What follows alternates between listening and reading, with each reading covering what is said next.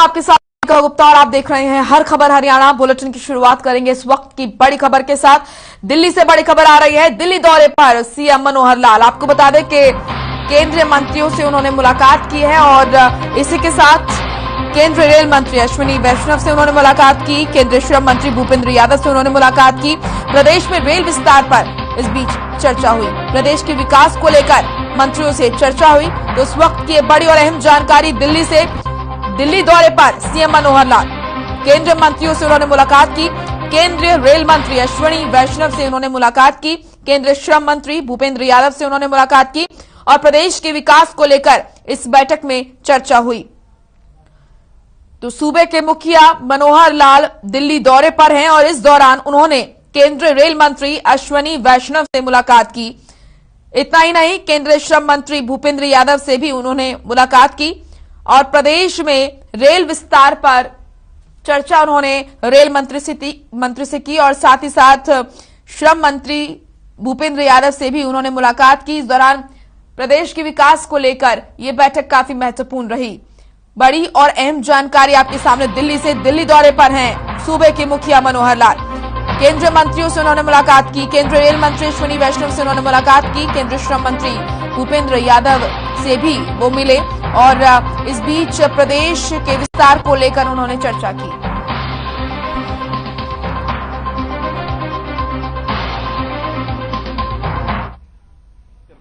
जितना आगे महत्व बढ़ रहा है उसमें चाहे हमारा रेल इंफ्रास्ट्रक्चर हो, चाहे रोड इंफ्रास्ट्रक्चर हो, उन सब के बारे में लगातार हम लोग प्रगति अपनी कर रहे हैं। तो आज जैसे रेलवे मंत्री जी के साथ बैठ करके कुछ प्रोजेक्ट्स की ऊपर चर्चा हुई है, उसमें जैसा दिल्ली से हिसार तक की जो नई रेलवे लाइन बनाने की बात आई है, उसमें एक नया सुझाव भी आया है जिसके ऊपर विचार करेगा डिपार्टमेंट कि उसको एक ROTS के आधार के ऊपर एलिवेटेड एक रेलवे लाइन ऐसी बनाई जाए ताकि फास्ट जो स्पीड की ट्रेन है वो उसमें संभव हो सके। क्योंकि जैसे ही एयरपोर्ट हिसार का बनता है तो दिल्ली एयरपोर्ट के साथ जोड़ करके जितना फास्ट ट्रेन उस पर चलेगी उतना उसमें लाभ मिलेगा। इसी प्रकार जो डेडिकेटेड फ्रेट कॉरिडोर, चाहे वो ईस्टर्न है चाहे वेस्टर्न है, दोनों ही हरियाणा में से होकर निकलते हैं, तो उसके लगभग 10 ऐसे नए रेलवे स्टेशन बनाए जा रहे हैं। उन 10 के 10 नए रेलवे स्टेशन के आसपास कोई इंडस्ट्रियल एरिया कैसे उसमें बन सकता है, वहाँ रोड कनेक्टिविटी कैसे बढ़िया हो सकती है, उन चीजों के ऊपर हमने विचार किया है। रोहतक की जो एलिवेटेड रेलवे लाइन है उसके साथ नीचे जो खाली जमीन जहाँ पहले लाइन थी उसके ऊपर एक रोड बनाने की बात थी, वो सहमति बन गई है कि जल्दी परमिशन हमको मिल जाएगी और हरियाणा की ओर से हम उस रोड को बना करके ताकि रोहतक शहर का उसको लाभ उसका मिल सके। इसी प्रकार एलिवेटेड रेलवे लाइन कैथल की बननी है। कैथल का भी जल्दी DPR बन करके हमको परमिशन यानी हो जाएगी। यानी रेलवे नहीं बनानी है, वो जल्दी उसको स्पीड कर देंगे रेलवे के, ताकि एलिवेटेड रेलवे लाइन कैथल की बन जाए, कुरुक्षेत्र की पहले बनी रही है। तो ऐसे जितने भी पुराने प्रोजेक्ट्स हैं उन सबके ऊपर विचार किया ताकि उनकी गति जो है वो तेज हो सके और रेलवे का जो ट्रैफिक है वो स्मूथ बने और ज्यादा लाभ हरियाणा के लोगों को हो सके। हमारे जो मिनिस्टर हैं श्री भूपेंद्र यादव, उनके साथ भी कुछ एनवायरमेंटल इश्यूज को लेकर के 2-3 विषय थे जिसके बारे में चर्चा की है। खास करके जैसे CNG PNG के ईंधन का उपयोग करने की बात आई थी नई इंडस्ट्री के लिए, तो उन्होंने कहा कि कम से कम 1 साल की छूट उसमें होनी चाहिए और उसके अंदर जब PNG CNG का इंफ्रास्ट्रक्चर बन जाएगा तभी उसमें से कुछ न कुछ लाभ। वहीं शिक्षा मंत्री कंवरपाल गुर्जर ने 5 राज्यों में होने वाले आगामी विधानसभा चुनाव को लेकर बयान दिया। उन्होंने कहा कि उत्तर प्रदेश में पहले की तरह बीजेपी स्वीप करेगी और उत्तराखंड में भी बीजेपी की सरकार रिपीट होगी। वहीं शिक्षा मंत्री कंवरपाल गुर्जर ने कहा मणिपुर और पंजाब में बीजेपी की अच्छी पोजीशन रहेगी। शिक्षा मंत्री कंवरपाल गुर्जर ने आगे कहा कि पंजाब में एक ऐसा व्यक्ति पंजाब का मुख्यमंत्री बन गया जो मुख्यमंत्री के लिए कैलिबर ही नहीं है, उसे नहीं पता कि प्रधानमंत्री की सुरक्षा कैसे होती है। उन्होंने कहा कि मुख्यमंत्री को माफी मांगनी चाहिए और दोषी अधिकारियों के खिलाफ कार्रवाई करनी चाहिए।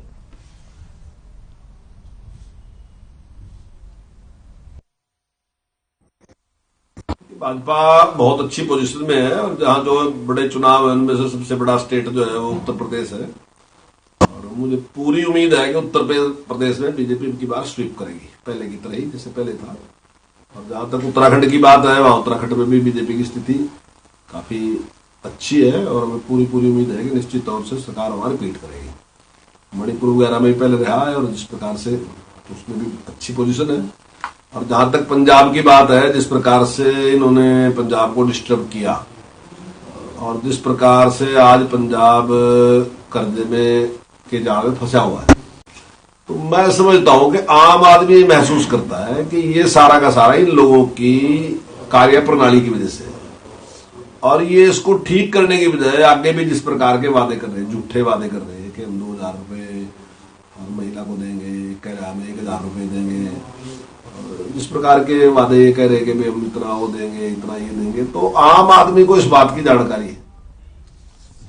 वहीं यमुनानगर में कोविड कंट्रोल रूम का उद्घाटन करने पहुंचे शिक्षा मंत्री कंवरपाल गुर्जर ने बढ़ते कोरोना के मामलों को लेकर 26 जनवरी तक प्रदेश के सभी निजी प्राइवेट स्कूल और कॉलेजों को बंद रखने की घोषणा की।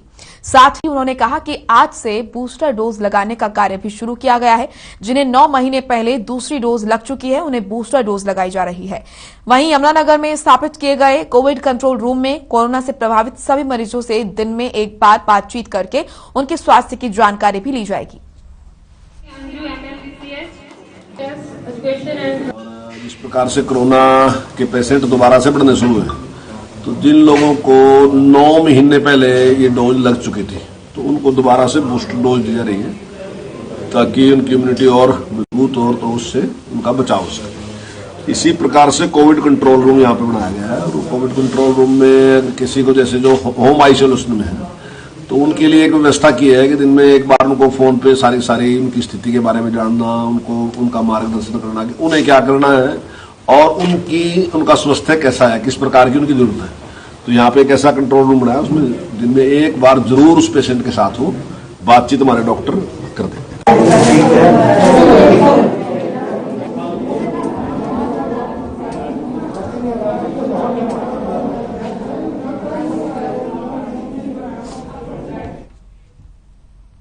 चलिए अब खबर हिसार से है, जहां पीडब्ल्यूडी विभाग को जब ये पता चला कि पंचायत मंत्री और टोहाना से विधायक देवेंद्र सिंह बबली यहां पर बिटमड़ा से होकर टोहाना जाएंगे, तब विभाग ने लंबे समय से खस्ताहाल में पड़ी बिटमड़ा गांव की सड़क की लीपापोती में प्रशासन जुट गया। लेकिन बावजूद इसके देवेंद्र सिंह बबली की सभी गाड़ियों के काफिले को कीचड़ से होकर गुजरना पड़ा।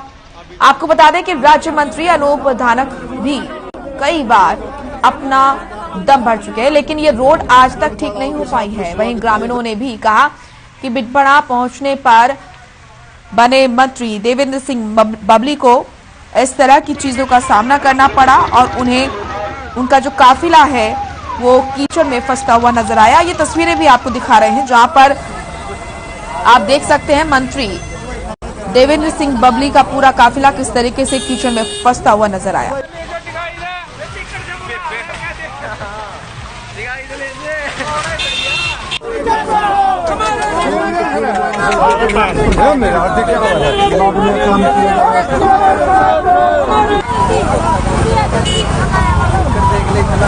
गांव में बबली का कीचड़ के साथ स्वागत किया भाई, देख लो जबरदस्त लाइन ना एम्बुलेंस का रास्ता दे रहा, यहाँ पर एम्बुलेंस लगी थी लंबे से ये तो कीचड़ तो बहुत लंबा चल रहा है, यूं ना मिटता बबली कर गया जिसका स्वागत केवरा मुंद भी दे कर भी दे केवरा बड़ी।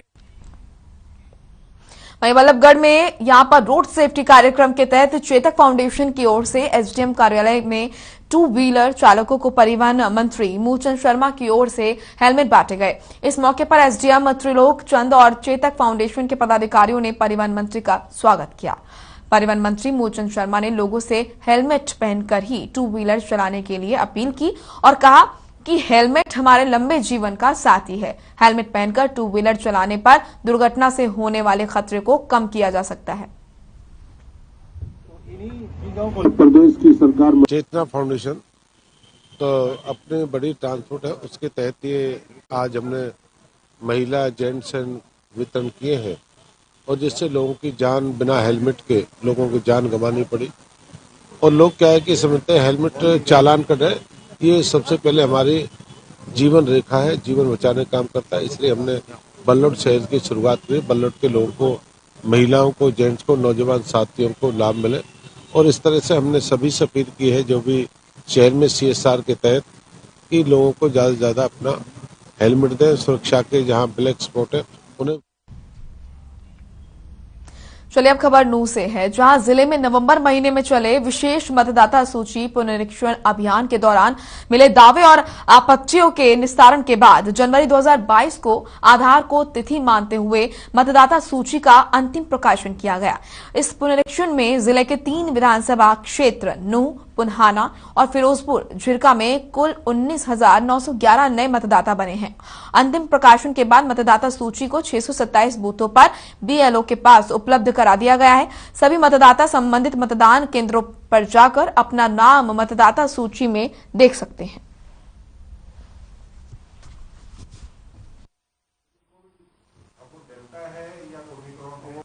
देखिए, मतदाता सूची के विशेष समरी रिवीजन के तहत संक्षिप्त पुनरीक्षण उसको कहा जाता है।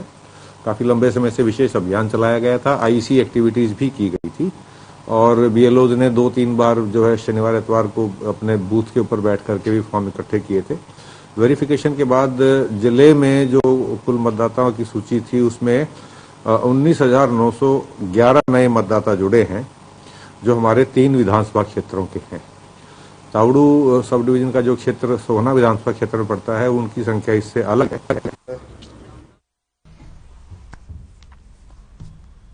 वहीं साइबर सिटी गुरुग्राम में हेल्थ वर्कर्स, फ्रंटलाइन वर्कर्स और 60 साल या उससे ज्यादा उम्र के लोगों को आज से कोरोना वैक्सीन की बूस्टर डोज लगाई जा रही है। गुरुग्राम के हर टीकाकरण केंद्र पर बूस्टर डोज के लिए अलग से व्यवस्था की गई है। यहां तक कि लोगों में भी ऐसा उत्साह है, सुबह से ही लोग बूस्टर डोज लगवाने के लिए टीकाकरण केंद्र पर पहुंच रहे हैं। दरअसल देश में कोरोना के बढ़ते मामलों को देखते हुए खुद प्रधानमंत्री नरेंद्र मोदी ने 10 जनवरी यानी कि आज से बूस्टर डोज लगाने का ऐलान किया था और उसी के तहत आज से बूस्टर डोज लगाई जा रही है। वहीं गुरुग्राम में बूस्टर डोज के लिए लोग सीधे ऑनलाइन यहां पर अपॉइंटमेंट ले सकते हैं या टीकाकरण केंद्र पर जाकर टीका लगवा सकते हैं। उम्र मेरी 67 है और आज मुझे बूस्टर डोज लगी है और सभी सिस्टम व्यवस्था इनकी प्रॉपर और ठीक है।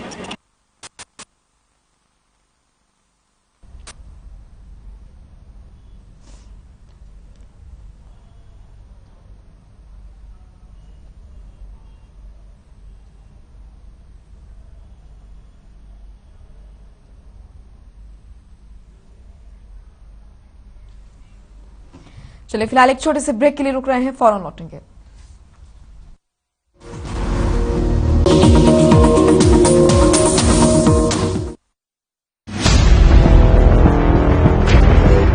खामोश जुबान, पूछती निगाहें, कहीं शोर, कहीं झांकती उम्मीदें,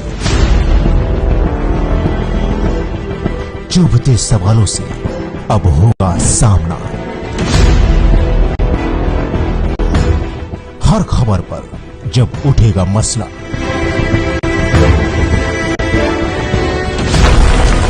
देखिए मसला सिर्फ हर खबर हरियाणा पर। निरमा शुद्ध नमक कहीं से खरीद के रिफाइन किया गया नमक नहीं, ये पानी से पैक तक का सफर तय करता है। निरमा के अपने 30,000 एकड़ के प्लांट में आधुनिक वैक्यूम इवेपोरेशन मेथड से, इसलिए इसमें अशुद्धि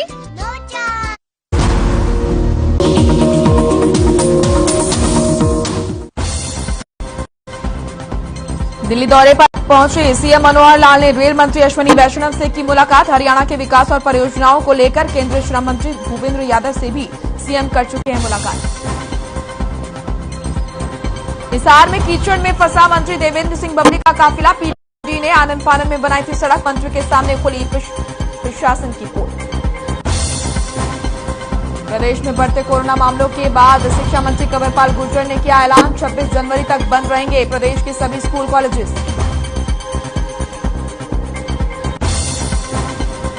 प्रदेश में नहीं थम रहे कोरोना के मामले, रविवार को प्रदेश में मिले 5,166 नए कोरोना संक्रमित, गुरुग्राम में 2,338, फरीदाबाद में 878 और अंबाला में 420 नए संक्रमित। आज से देश भर में फ्रंटलाइन वर्कर्स को लगाई जा रही बूस्टर डोज, 60 साल से ज्यादा उम्र वालों को भी लग रही बूस्टर वैक्सीन। चीन के नरवाना में खाद की कालाबाजारी से परेशान किसानों का एक्शन, खाद के गोदाम पर मारी रेड, 300 कट्टे खाद के किए बरामद, अधिकारियों ने फर्म का लाइसेंस रद्द करने के दिए आदेश।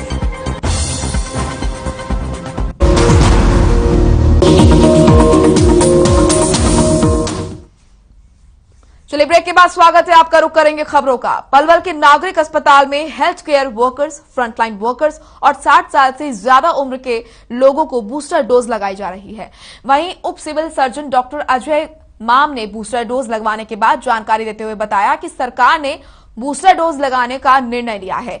देखने में आया है कि कोरोना की दोनों डोज लेने के कुछ समय बाद एंटीबॉडी कमजोर होने लगती है। कोविड की तीसरी लहर को देखते हुए लोगों की इम्यूनिटी पावर को बढ़ाने के लिए बूस्टर डोज लगाई जा रही है। बूस्टर डोज लगवाने से शरीर पर कोई बुरा प्रभाव नहीं पड़ता है।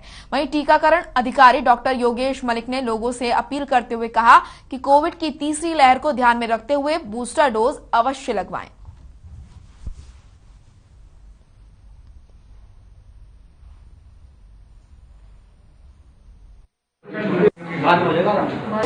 देखिए, बूस्टर डोज का अभी गवर्नमेंट ने फैसला इसलिए किया है कि ये सोचने में, ये देखने में आ रहा है कि शायद जो एंटीबॉडीज हमें पहले वैक्सीनेशन से बनी थी उनका काउंट धीरे धीरे कम होता है। तो क्योंकि अभी अब थर्ड वेव का कुछ अभी अंदेशा है, तो इसलिए इम्यूनिटी जो फ्रंटलाइन वर्कर्स है और जो एट रिस्क पॉपुलेशन है हमारी, जो 60 से ऊपर, जिनको साथ में कुछ और बीमारियां हैं, ताकि उनको बचाया जा सके, इसलिए ये बूस्टर डोज लगाने का फैसला सरकार ने लिया है। तो बताना चाहूंगा कि भारत सरकार द्वारा frontline worker, health care worker और 60+ के जो बुजुर्ग हैं हमारे, जिनको कोई ना कोई पुरानी बीमारी है, उनके लिए बूस्टर डोज का आयोजन किया गया है भारत सरकार द्वारा। और आज से ये पूरे हरियाणा प्रदेश में शुरू की जा रही है बूस्टर डोज जो है। इसी प्रकार इसी कड़ी में जुड़ते हुए हमने जिले पलवल के सिविल हॉस्पिटल से शुरुआत की है और हमारे सभी प्राइमरी स्वास्थ्य केंद्रों पर भी ये बूस्टर डोज सभी को लगाई जा रही है। और जो कि वहीं पृथला विधानसभा क्षेत्र के विधायक नयनपाल रावत ने पीडब्ल्यूडी, एचएसवीपी, बिजली विभाग सहित अन्य विभागों के अधिकारियों के साथ संयुक्त बैठक की और इस बैठक में विधानसभा क्षेत्र के विकास के मुद्दे पर चर्चा की गई। इस मौके पर विधायक नयनपाल रावत ने किसानों की समस्याओं के अलावा अधिग्रहण हुई जमीन के आड़े आ रहे घरों के लिए विकल्प तलाशने और विधानसभा क्षेत्र की टूटी सड़कों की मरम्मत को लेकर दिशा निर्देश दिए। इस दौरान उन्होंने कहा कि लगभग सभी विभागों से संबंधित सड़कों के एस्टीमेट तैयार हो चुके हैं और जल्दी कार्य शुरू किए जाएंगे।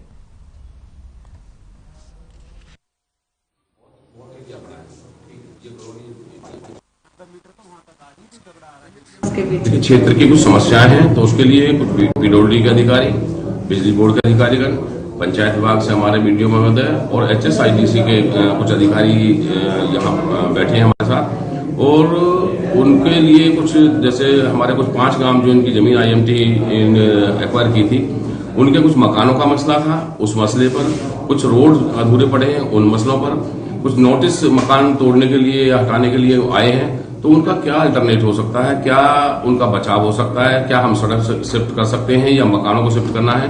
तो इन सारी चीजों पर चर्चा हुई है और उसको लेकर के अभी एचएसआईडीसी के बड़े अधिकारियों के साथ हमारी बैठक है। किसानों के कुछ मुद्दे थे, उनको लेकर धरना दिया हुआ था, वो धरना भी 1 साल पहले हमने खत्म करा दिया, लेकिन कोरोना की वजह से उनके जो काम अधूरे हैं वो पूरे नहीं हुए। तो उन अधूरे कामों को पूरा करने के लिए उनकी सुविधाओं को ध्यान में रखते हुए सभी अधिकारियों की बैठक। चलिए अब खबर टोहाना से है, जहां विधायक देवेंद्र सिंह बबली पंचायत मंत्री की शपथ लेने के बाद पहली बार टोहाना हलके में पहुंचे। वहीं टोहाना पहुंचने से पहले हिसार के सूर्यवाड़ा चौक और मिठमड़ा गांव में देवेंद्र सिंह बबली का फूल मालाओं के साथ जोरदार स्वागत किया गया। साथ ही बड़ा गांव में ग्रामीणों को संबोधित करते हुए उन्होंने कहा कि जन भावनाओं के अनुरूप उन्हें ये बड़ी जिम्मेदारी मिली है, इसे सब मिलकर निभाएंगे। और उन्होंने कहा कि देवेंद्र सिंह बबली मंत्री नहीं बना, बल्कि आप सब मंत्री बने हैं। सच्चाई और अच्छाई के साथ इस जिम्मेदारी को निभाएंगे और पूरे प्रदेश के सभी गांवों का विकास किया जाएगा।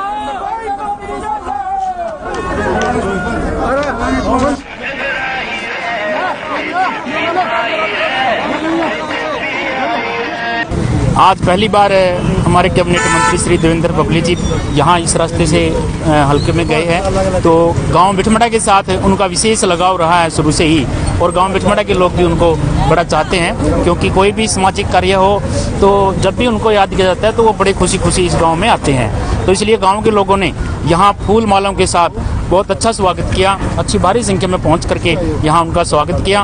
और मांगे तो आज विशेष उन्होंने कोई इतनी ज़्यादा रखी नहीं है, क्योंकि आज तो स्वागत का ही कार्यक्रम था। उन्होंने अपनी ओर से खुद ही मंत्री साहब ने बोला है कि ये मंत्री जो है ये पूरा बिठमड़ा गांव है, मैं मंत्री नहीं हूँ, आपकी जो भी समस्याएं होंगी छोटी से लेकर एक गली की समस्या से लेकर बड़ी से बड़ी समस्या तक वो अब खुद जल्द से जल्द पूरा करेंगे। क्या उम्मीद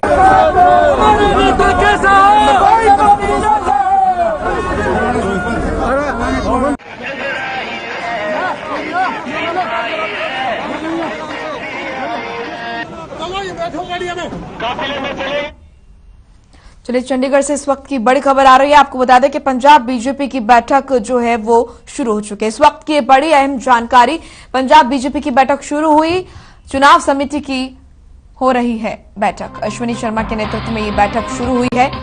पंजाब बीजेपी अध्यक्ष अश्विनी शर्मा इस बैठक में मौजूद हैं। इस वक्त की बड़ी और अहम खबर चंडीगढ़ से, और ये तस्वीरें आपको दिखा रहे हैं उस दौरान की जब ये बैठक शुरू हुई। तो आप देख सकते हैं इस बैठक में तमाम मंत्री और अधिकारी मौजूद हैं और कई महत्वपूर्ण मुद्दों पर इस बैठक में चर्चा हो रही है। चुनाव को लेकर खासतौर पर, क्योंकि 5 राज्यों में चुनाव है, उसमें पंजाब भी है और तारीखों का ऐलान भी हो चुका है।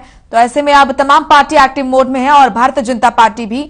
तो वहीं अब पंजाब बीजेपी की ये बैठक शुरू हो चुकी है। तस्वीरें आप देख रहे हैं, तमाम मंत्री और अधिकारी इस बैठक में मौजूद हैं और खासतौर पर चुनाव को लेकर इस बैठक में चर्चा हो रही है। चुनाव समिति को लेकर इस बैठक में चर्चा हो रही है, किस तरीके से क्या कुछ पूरा फॉर्मेट रहना चाहिए और क्या फॉर्मेट होगा। इन तमाम मुद्दों को लेकर इस बैठक में विशेष तौर पर चर्चा हो रही है। तो ये तस्वीरें आप देख रहे हैं, पंजाब बीजेपी की ये बैठक शुरू हो चुकी है और कई महत्वपूर्ण मुद्दे जिन पर इस बैठक में चर्चा हो रही है।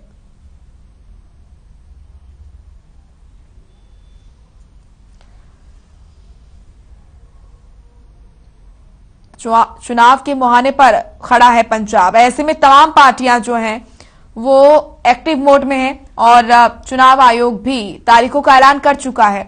ऐसे में अब तमाम पार्टियां अपनी अपनी तैयारियां कर रही हैं। पंजाब बीजेपी भी लगातार एक्टिव मोड में नजर आ रही है और इसी के साथ आज पंजाब बीजेपी की ये बैठक शुरू हुई। इस बैठक की ये तस्वीरें आप देख रहे हैं, जहां पर तमाम मंत्री और अधिकारी भी इस बैठक में मौजूद हैं। चुनाव समिति को लेकर इस बैठक में चर्चा हो रही है, क्या फॉर्मेट रहना चाहिए, क्या फॉर्मेट रहेगा और किस तरीके से पार्टी को मजबूती दी जाए और साथ ही साथ कैसे बूथ स्तर तक पार्टी को मजबूत किया जाए। इन तमाम मुद्दों पर इस बैठक में चर्चा हो रही है।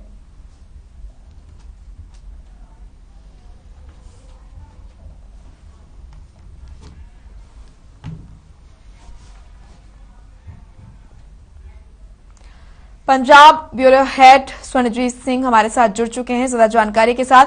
स्वर्णजीत, पंजाब बीजेपी की ये बैठक हो रही है, क्या मायने हैं इस बैठक के, कितनी महत्वपूर्ण ये बैठक? बिल्कुल, मैं इस समय बीजेपी पंजाब कार्यालय के बिल्कुल बाहर हूँ। बाहर मैं बिल्कुल प्रवेश द्वार के बाहर हूँ और भीतर जो है मीटिंग चल रही है। मीटिंग इस समय चल रही है। मैं अपने कैमरा पर्सन को कहूंगा थोड़ा आवाज का भी इशू हो सकता है। मीटिंग चल रही है, यहाँ विजेंद्र शेखावत है और बीजेपी पंजाब अध्यक्ष यहाँ पर अश्विनी शर्मा मौजूद है। स्क्रीनिंग कमेटी की बैठक है और यहाँ पर शॉर्टलिस्ट किए जा रहे हैं वो प्रत्याशी जिन्हें आने वाले समय में विधानसभा 2022 में टिकट दी जा सकती है पार्टी के द्वारा। लेकिन ये नहीं कहा जा सकता कि आज वो लिस्ट जारी की जाएगी। हाँ, इस पर चर्चा जरूर चल रही है। बिल्कुल, शुक्रिया आपका तमाम महत्वपूर्ण जानकारी के लिए। फिलहाल इस बुलेटिन में इतना ही। आप देखते रहिए हर खबर हरियाणा। नमस्कार।